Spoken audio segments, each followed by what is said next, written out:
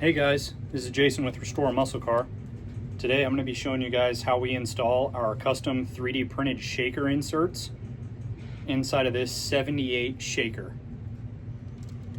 This goes along with our elongated hex or our regular hex. No different than our 77 style shaker insert or our early year shaker insert.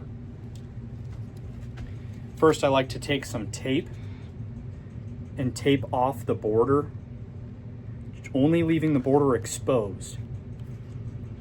This will make sure that the two-part epoxy that we use doesn't show on the exterior of the shaker. This is the two-part epoxy that we use. It's a SEM product. It's a multi-plastic material repair.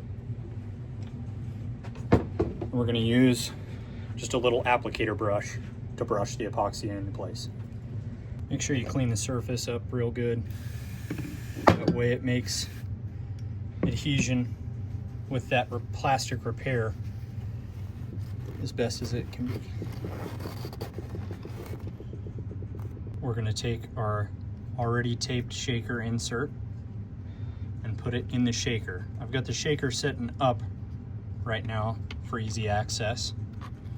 It's just going to slip into place like so. I'm using a socket or something heavy that's just going to hold this shaker insert in place while I work on it. You want these tabs to be pushed up against the metal as tight as possible because we're going to use these tabs to help secure it into place. Just put some epoxy on a piece of cardboard, mix it up with my brush, and then I'll apply it to those tabs on the shaker itself.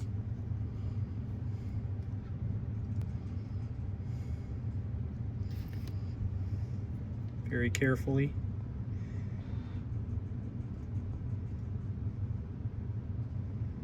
Apply some epoxy.